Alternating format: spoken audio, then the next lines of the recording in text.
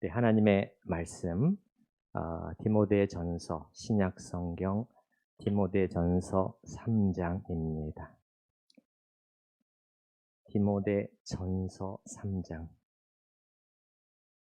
디모데전서 3장 1절부터 7절까지 제가 봉독하겠습니다. 디모데전서 3장 1절부터. 미쁘다 이 말이여 곧 사람이 감독의 직분을 얻으려 함은 선한 일을 사모하는 것이라 함이로다.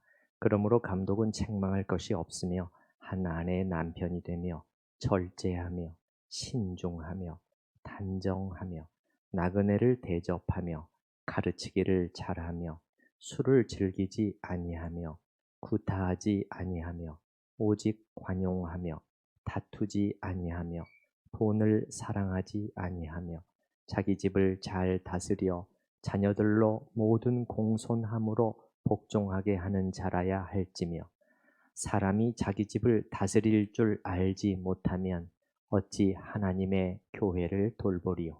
새로 입교한 자도 말지니 교만하여 져서 마귀를 정죄하는 그 정죄에 빠질까 하며 함께 읽습니다. 또한 외인에게서도 선한 증거를 얻은 자라야 할지니 비방과 마귀의 올무에 빠질까 염려하라. 아멘. 우리 교회는 지금 장로님을 뽑는 중요하고 또 감사한 일을 진행하고 있습니다. 오늘 1차적으로 후보 선거를 하고 약 4주 후에 이제 본선거를 우리가 앞두고 있죠. 자, 누구를 뽑을 것인가? 어떤 분을 뽑을 것인가? 제가 삼지선다형으로 한번 문제를 내볼 테니까 여러분이 몇 번, 나는 몇 번입니다. 이렇게 한번 답을 해봐 주십시오. 1번, 평소 나에게 잘해준 사람. 1번. 2번, 교회에서 나와 함께 같은 부서에서 오랫동안 봉사해서 친해진 사람. 3번, 나와 별로 친하지는 않지만 성경에 따른 장로의 기준에 가장 가깝다고 생각되는 사람. 몇 번인가요? 네, 3번이죠. 근데 제 생각에는, 제 느낌에 대답은 3번으로 해놓으시고 동그라미는 1번, 평소 나에게 잘해준 사람, 이렇게 하시지 않겠나 하는 생각도 듭니다. 자, 이와 관련해서 우리가 말씀을 통해서 바른 인도를 받기 위해서 주일에 제가 이 주제로 말씀을 전하고 있습니다. 일반 성도님들의 경우에는 누구를 내가 뽑을 것인가, 이런 부분에 도움을 드리고, 또 장로 후보 대상이신 분들은 나는 된다면 정말 어떠한 장로가 되어야 될 것인가 하는 것을 생각하실 수 있도록 하기 위한 것입니다. 자, 먼저 우리 교단에서 정해놓은 장로의 자격 요건을 다시 한번 보십시다. 지난주에 제가 읽어드렸습니다마는 우리 헌법정치 제5장 제3조 장로의 자격입니다. 그대로 읽어드리겠습니다. 이게 전부입니다. 이게 전부거든요.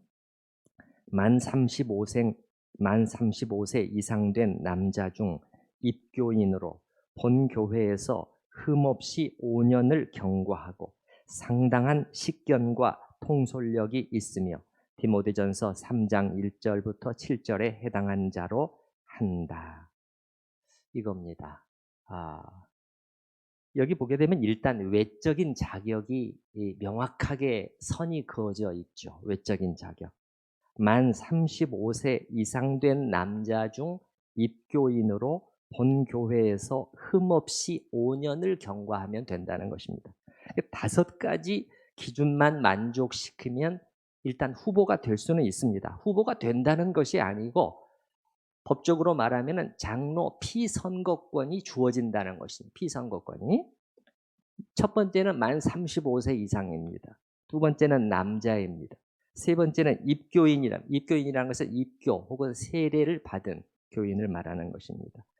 네 번째는 본 교회에서 5년을, 마지막 5번째로는 흠없이 여기서 신앙생활을 했어야 된다는 것입니다. 신앙생활 흠없다는 것은 공예배 참석 등 제대로 신앙생활을 했다는 것을 의미하는 것이죠.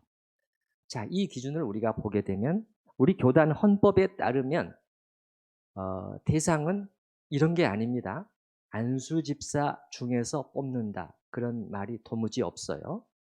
또 서리 집사 이상이어야 된다. 심지어 그런 말도 없어요. 그러니까 우리 교단 헌법에 따르면 아까 그 5가지 요건을 만족시키면 심지어 서리 집사가 아니어도 후보가 될 수 있다는 얘기입니다. 참고로 우리 교회 정관에는 집사 이렇게 되어 있습니다. 집사 중에서 뽑도록 그렇게 해놓았습니다. 자, 이건 외적인 자격 요건입니다. 여기에 이제 이런 이제 그 실제적인 그 자질을 덧붙여 놨습니다. 상당한 식견과 통솔력이 있어야 된다. 좀 어려운 한자 말입니다만 식견이라는 것을 제가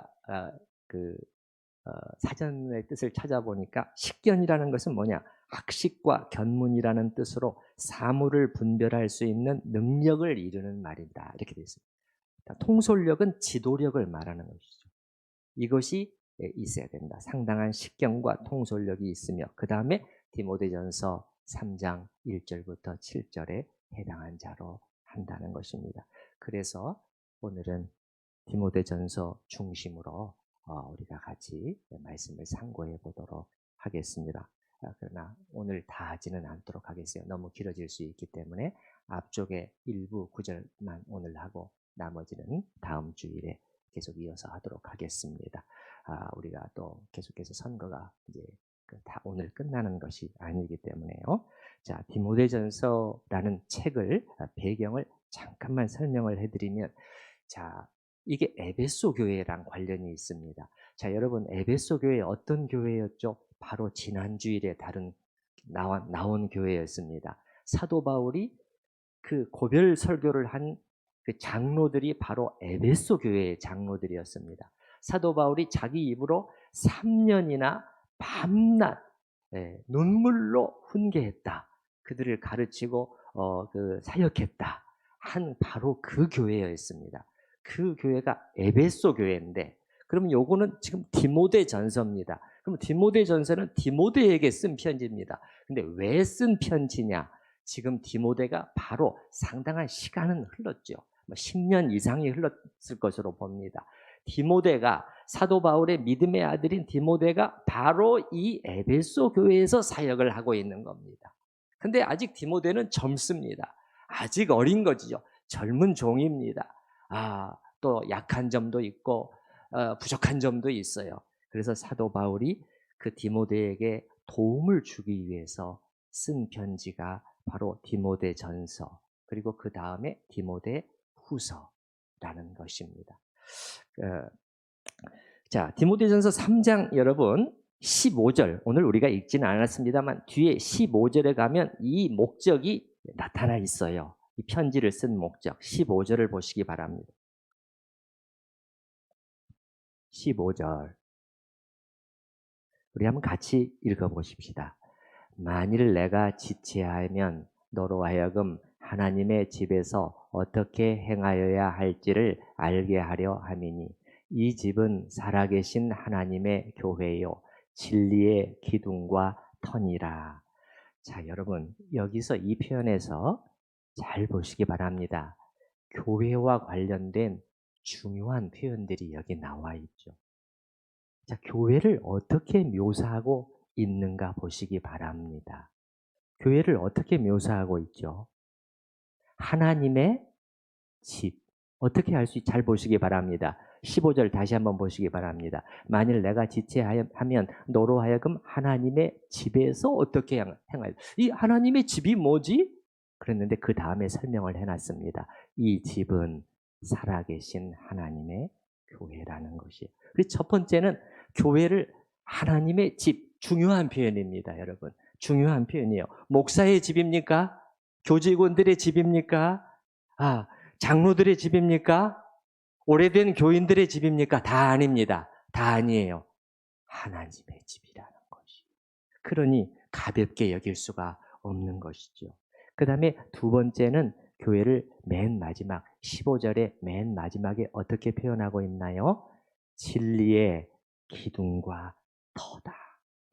복음 진리, 말씀 진리의 기둥과 터가 그 뭐 한 귀퉁이를 붙들고 있는 것이 아니라 기둥, 터, 그게 교회라는 것입니다. 교회는 무엇보다도 진리가 있는 곳입니다. 교회는 비유적으로 말하면 이 어두운 세상 속에서 진리의 빛이 빛나고 있는 집, 그게 교회입니다. 그게 교회예요. 예. 여러분, 우리가 이 확신을 가지십시다. 예. 이 어둠 속에서 진리의 빛이 빛나는 곳입니다. 교회는. 우리가 이 확신을 가지고 영적인 자존심을 가지고 나아갈 수 있기를 바랍니다. 예. 자, 그래서 사도 바울은 여기에 15절 앞쪽에 이 편지를 쓴 동기를 이렇게 설명하고 있는 것이죠. 3장 15절. 너로 만일 내가 지체하면 그 다음에 너로 하여금 이 중요한 하나님의 집에서 어떻게 행하여야 할지를. 예. 그래서 디모데의 목회를 돕기 위해서 쓴 편지가 디모데 전서, 디모데 후서. 그 다음에 또 한 권 디도에게 쓴 편지가 있는데 이걸 우리가 무슨 서라고 부르죠? 디도서라고 부릅니다.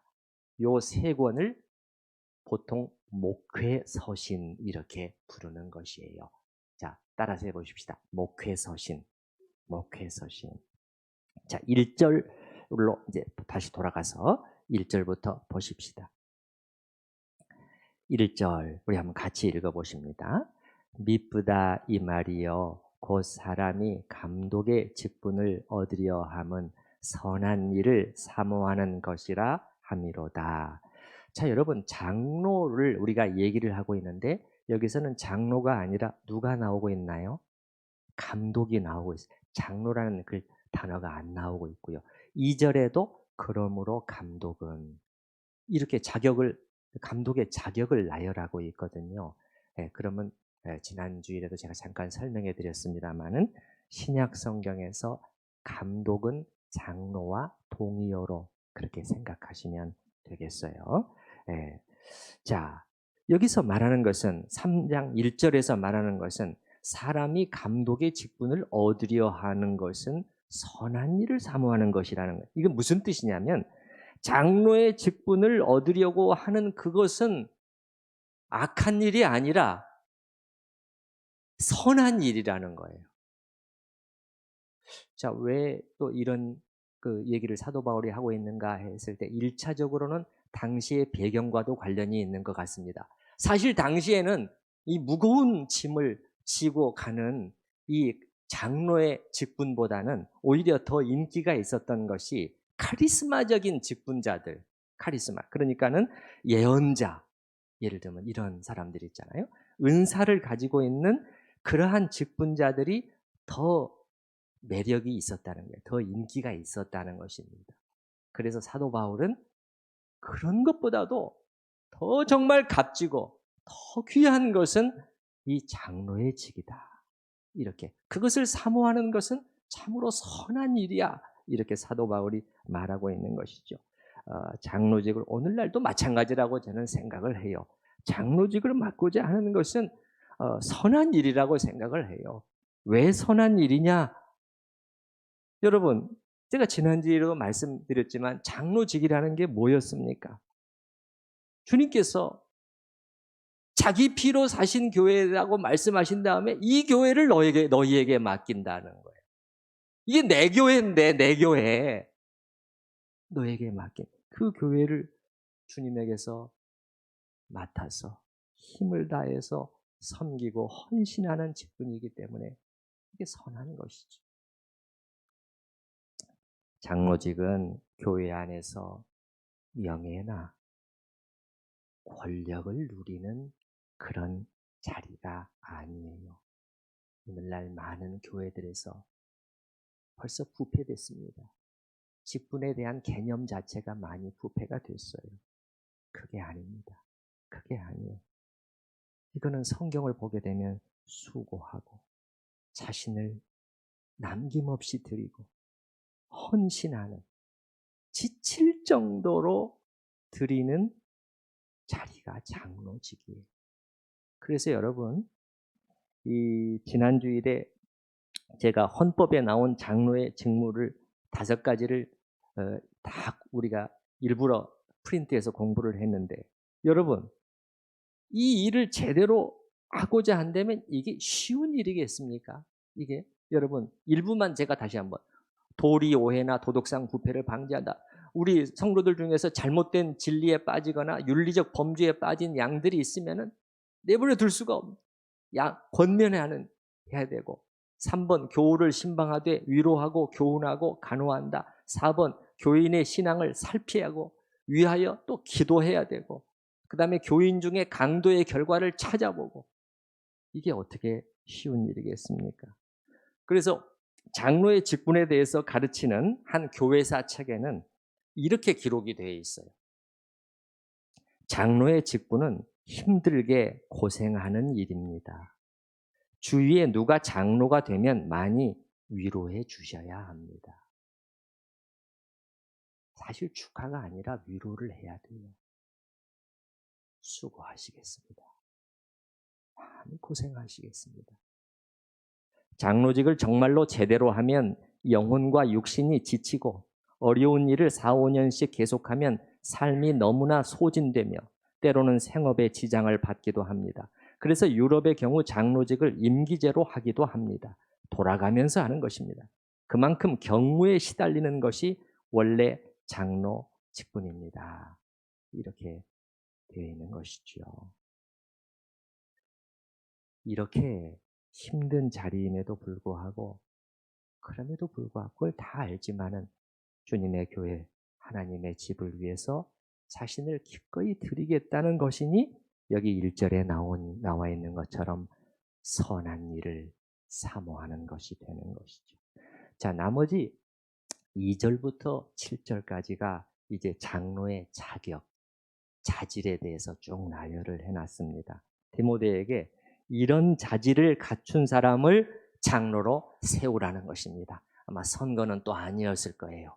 임명이었을 것입니다. 네가 잘 살펴, 잘 분별해서 너의 영적인 권위로 그들을 뽑아서 그들을 안수해서 세우라, 그런 뜻이었을 것입니다. 여기 2절부터 7절까지는 크게 4가지 부분으로 나눠볼 수 있는데, 첫 번째는 그 자질이 개인적인 삶이요, 두 번째는 가정에서의 삶이요, 세 번째는 최근 회심한 자를 금한다는 것이요, 네 번째는 외인들에게서의 평판을 말하고 있어요. 그래서 2절과 3절이 개인적인 삶이에요. 2절과 3절이. 4절과 5절은 가정에서의 삶입니다. 6절에서는 최근 회심한 자의 문제요. 마지막 7절이 교회 밖의 사람들에게도 좋은 평판을 받아야 된다, 이렇게 되어 있습니다. 자, 먼저 2절, 3절 개인적인 삶에 대해서 한번 보십시다. 처음에 사도 바울은 가장 중요한 것을 딱 던져놓고 있어요. 가장 중요한 단어를 딱 던지고 있어요. 2절에 어떻게 되어 있나요? 그러므로 감독은 어떻게 됐어요?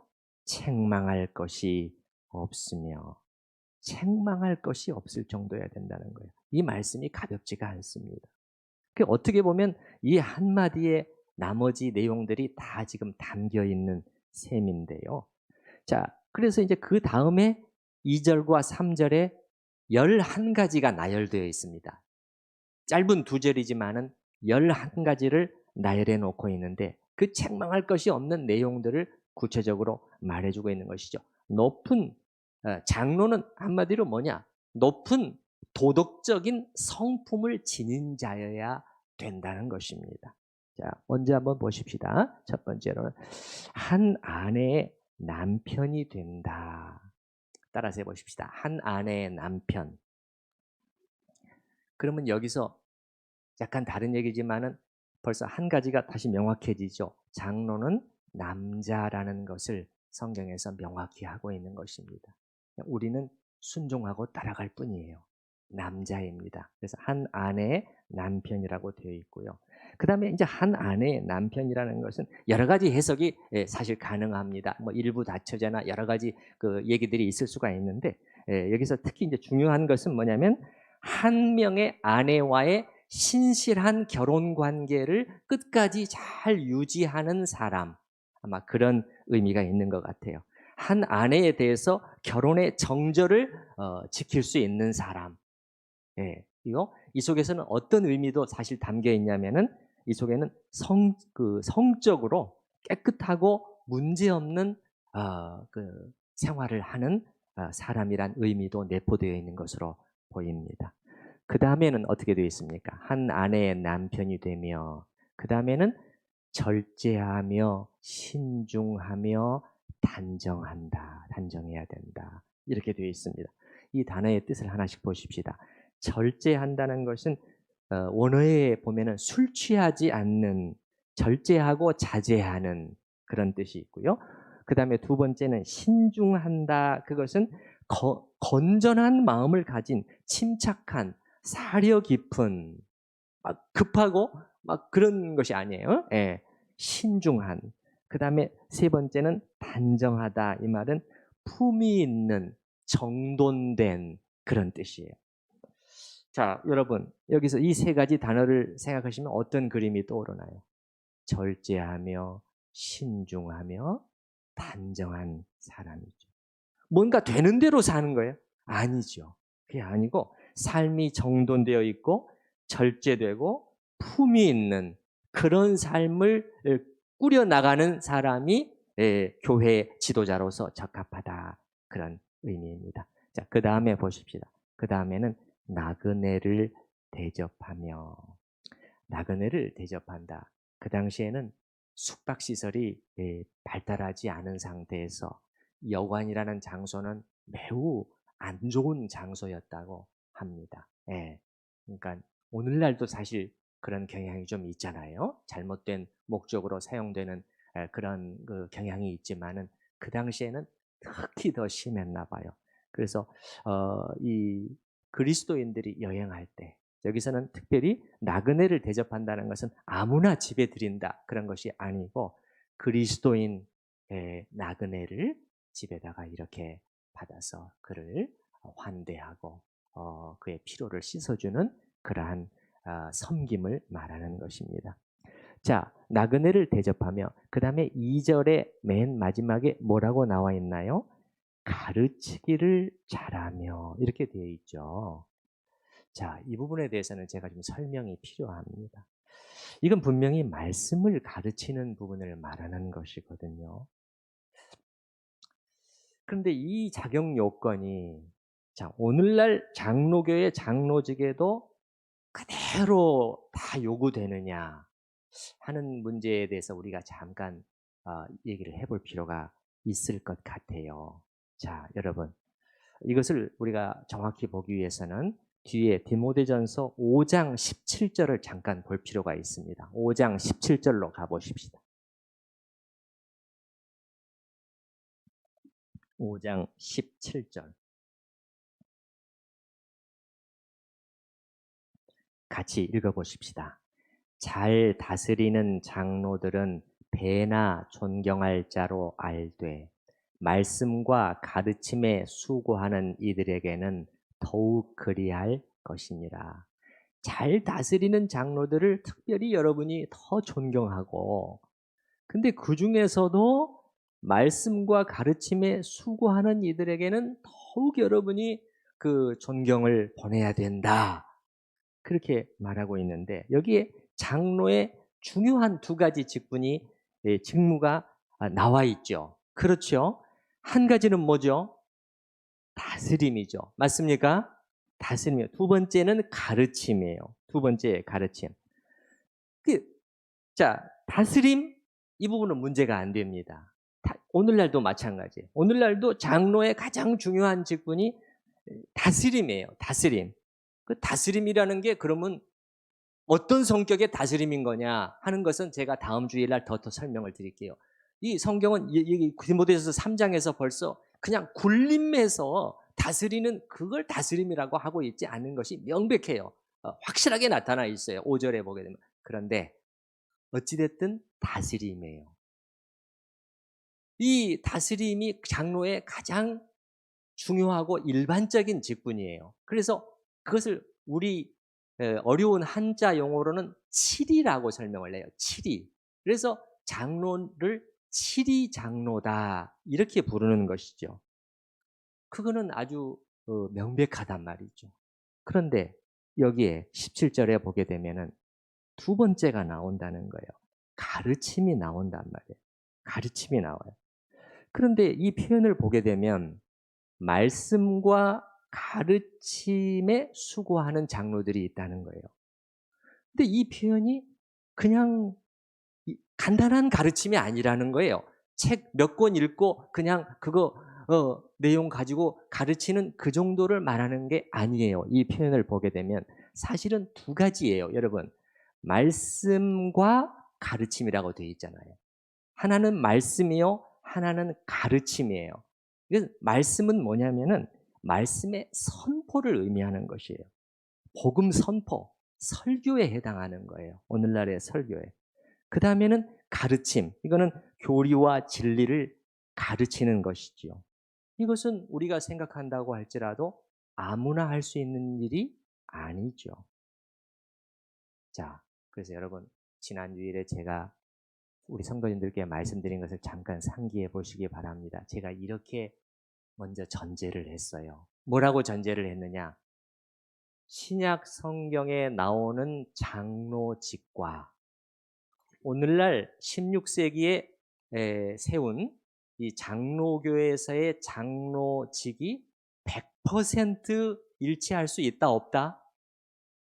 없다고 제가 말씀을 드렸죠.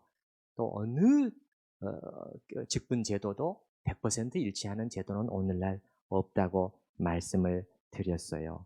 여기서 지금 그 중요한 부분이 나오는 것입니다. 여기서 나오는 두 번째, 여기 17절에 나오는 말씀과 가르침의 사역.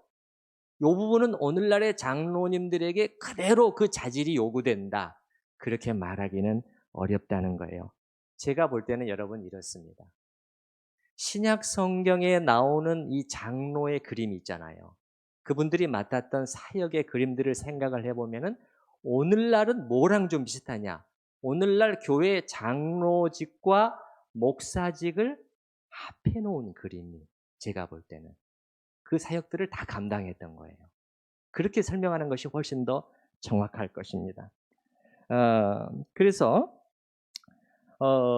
이렇게 됐던 것 같아요. 그 당시 그 교회 속에서 보면은 일단 전체적으로는 모든 장로는 다스리는 사역을 했던 것 같습니다. 교회를 다스리는, 총찰한다. 신앙에 관한 일을 총찰한다. 우리 교단 헌법에 그렇게 되어 있잖아요.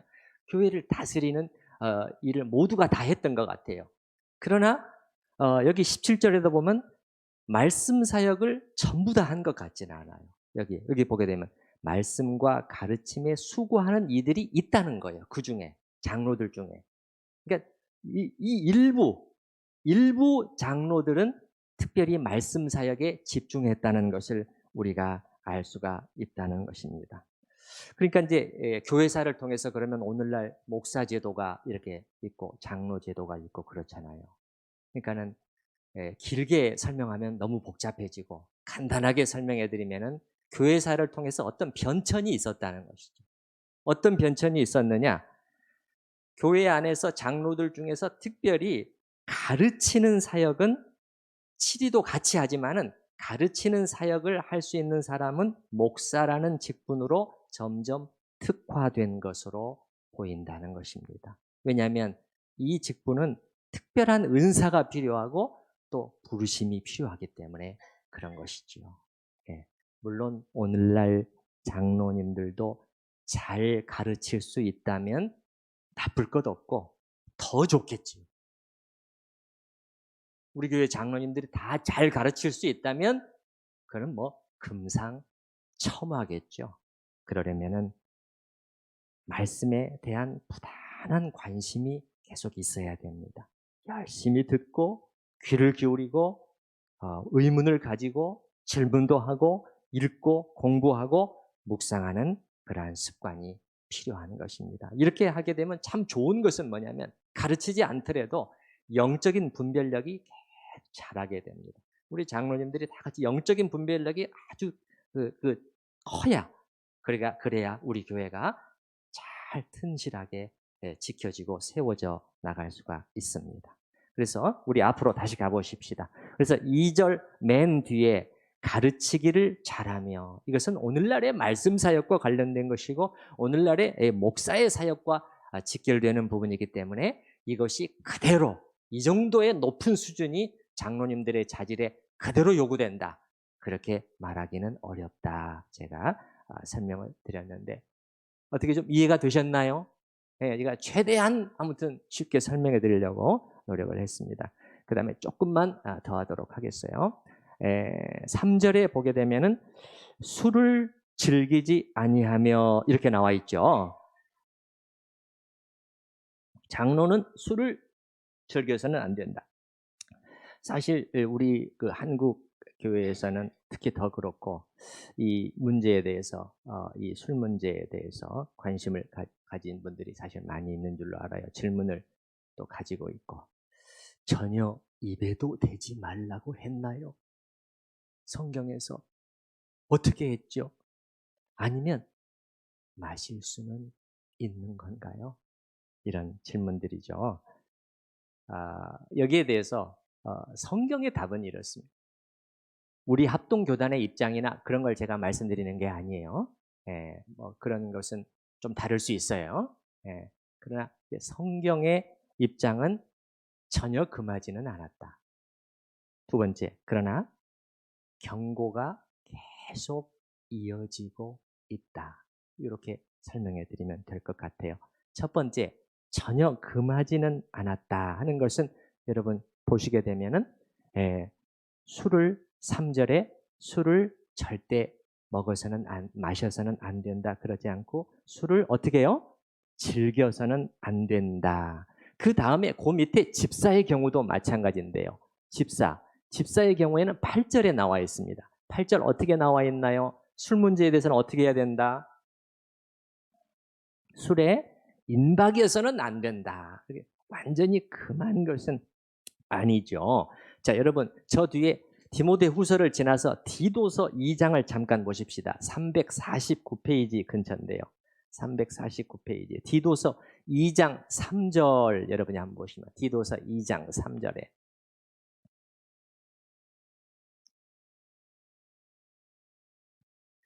거기 보시게 되면 디도서 2장 3절 늙은 여자로는 이와 같이 행실이 거룩하며 모함하지 말며 많은 술에 종이 되지 아니하며 선한 것을 가르치는 자들이 되고, 그 늙은 여자라고 나와 있는데 그냥 나이 든 여자 그게 아니고요. 여기 내용을 보게 되면 어떻게 되냐?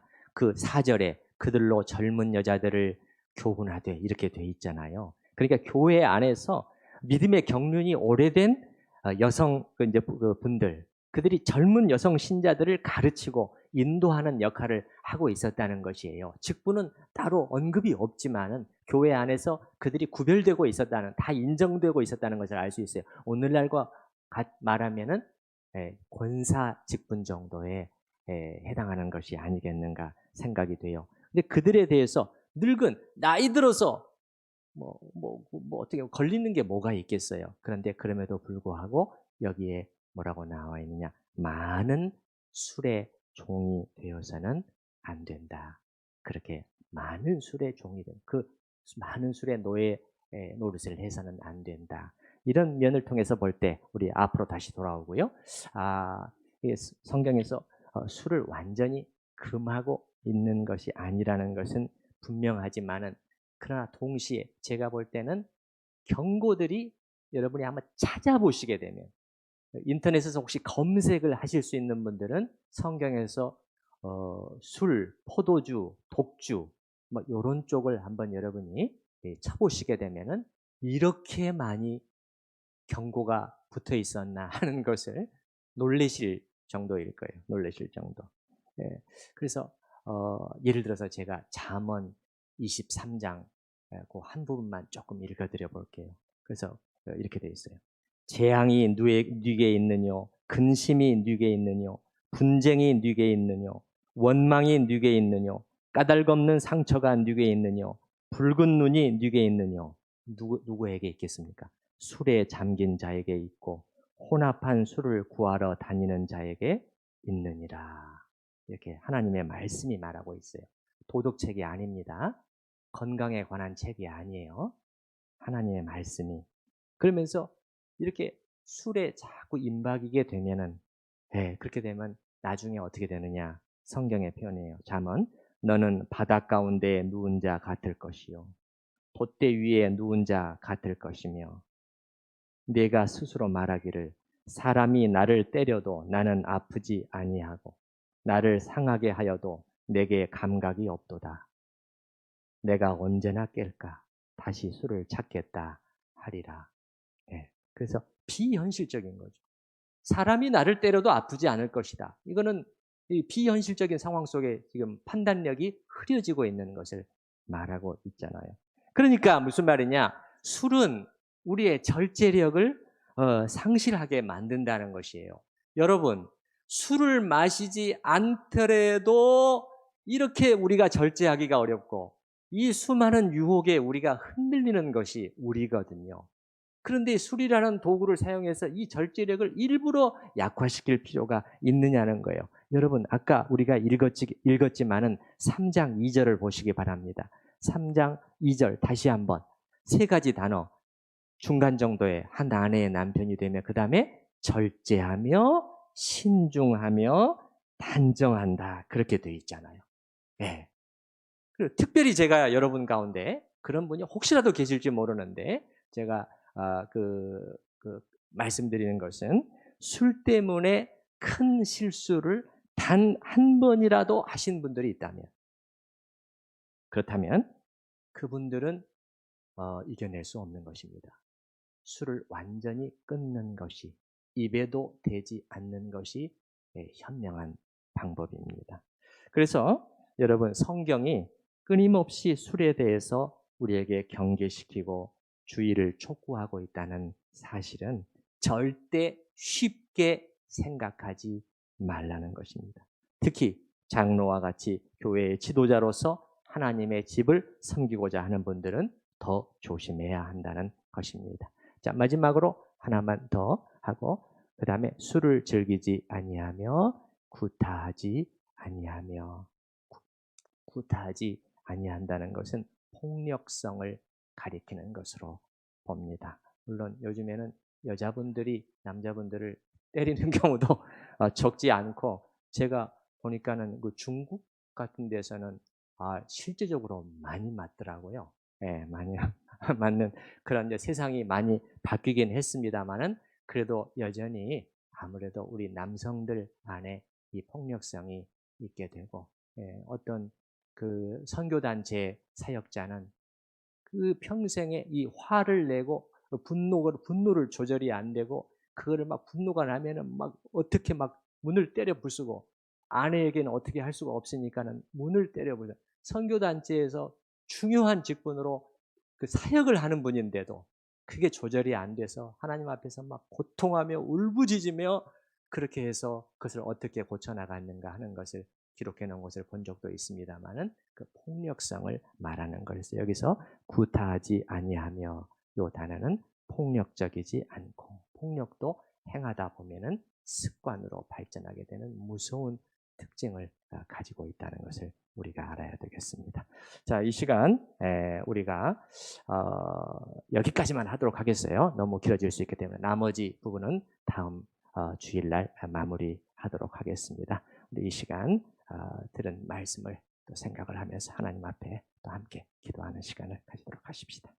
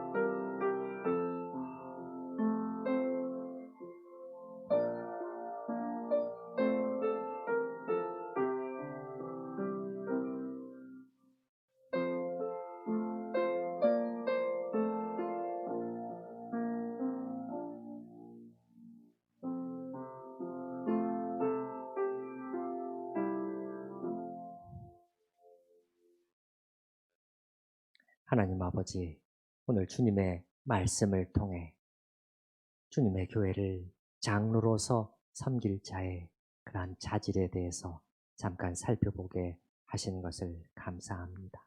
주님 기도합니다. 기도합니다. 우리 교회를 위해서 기도합니다. 참으로 주님의 교회를 살아계신 하나님의 집을 섬기기에 필요한 귀한 영적인 자질들을 갖추고 그렇게 한가운데 참 이 사심을 버리고 주님과 교회를 위해서 아름답게 자신을 드리는 그러한 리더들이 우리 교회에 많이 많이 일어날 수 있도록 주님께서 축복하여 주시옵소서. 감사하옵고 예수님의 이름으로 기도드립니다. 아멘. 찬송가 595장 같이 찬양하시겠습니다.